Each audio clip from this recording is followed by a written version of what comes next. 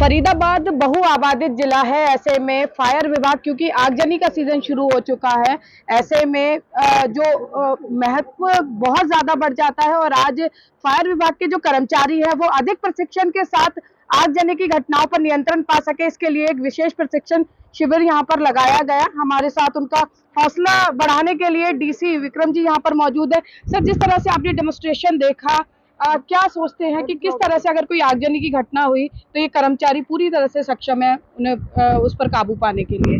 बिल्कुल ही जी, जैसे फरीदाबाद और पूरे हरियाणा में जो फायर डिपार्टमेंट है पूरे तत्पर होकर कार्य करता है। तो जो भी अगर कोई छोटी मोटी या बड़ी भी अगर फायर की घटना सामने आई है तो उन्हें तुरंत ही वहाँ पे मौके पर पहुँच कर उसको कंट्रोल करने की और उसको ख़त्म करने की कार्रवाई करी।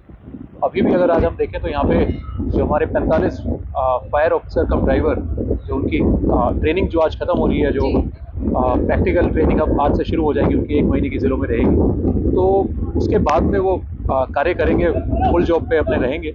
तो ये भी हमारे फायर डिपार्टमेंट को स्ट्रेंथन करेगा। तो इसके साथ ही अभी भी कुछ वैकेंसीज़ हैं, तो वो भी हरियाणा सरकार तत्पर है उनको भी जल्दी भर के, और फिर जैसे जैसे शहर बढ़ते जा रहे हैं और जो हादसे अगर हम कहें फायर के हादसे वो शहरों में थोड़े ज़्यादा देखने को मिलते हैं, तो वो भी घटनाएं बढ़ती जा रही हैं। तो डिपार्टमेंट हमारा फुल मैन एंड मटेरियल के साथ संपूर्ण है कि वो किसी भी घटना, कोई भी फायर की घटना हो तो उस पर कंट्रोल करना है। सर, आपने एक बहुत महत्वपूर्ण बात कही, क्योंकि फरीदाबाद औद्योगिक नगरी है। ऐसे में फायर फाइटिंग सिस्टम जो मात्र शोपीस बना लेते हैं लोग, उनको लेकर आपने एक अपील की है, साथ में फायर डिपार्टमेंट को भी निर्देश दिए हैं।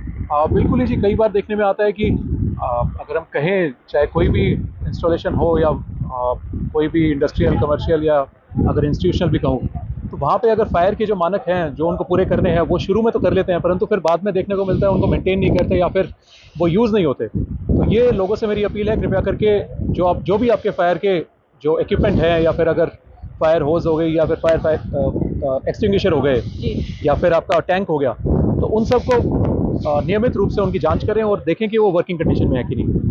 क्योंकि कई बार देखने को मिलता है कि वो लगे तो होते हैं, परंतु जिस दिन आग लग जाती है उस दिन वो कार्य करना बंद कर देते हैं। तो ये लोगों से मेरी अपील है, और साथ ही फायर डिपार्टमेंट भी है, वो भी नियमित रूप पे उनको चेक भी करेगा और जो इनिशियली जो परमिशन देनी है वो भी चेक करेगा। और गुलशन कालरा जी हमारे साथ डायरेक्टर फायर विभाग के मौजूद है। सर, कहते हैं सावधानी हटी दुर्घटना घटी। फायर विभाग भी ऐसा, आपने 2 चीजें बड़ी महत्वपूर्ण कही कि सेहत और सक्रियता बहुत जरूरी है फायर विभाग के लिए। बिल्कुल बिल्कुल सही बात है कि हमारा सबसे पहले फिजिकल फिट होना, वी सर्व टू सेव। हमारी सर्विस का मोटो भी यही है कि वी सर्व टू सेव। हमें दूसरों को, अपने आप को सेव करके दूसरों के जान माल की रक्षा करनी है, ये हमारा मोटिव है। तो इसी मोटिव को ध्यान में रखते हुए सभी को फिजिकल फिट रहते हुए दूसरों की जान माल की रक्षा करनी है, यही हमारा मोटिव है। बिल्कुल, देखिए ये जो प्रशिक्षण शिविर आज इसकी क्लोजिंग सेरेमनी थी, एक संदेश जो है शहर वासियों के लिए भी दिया गया।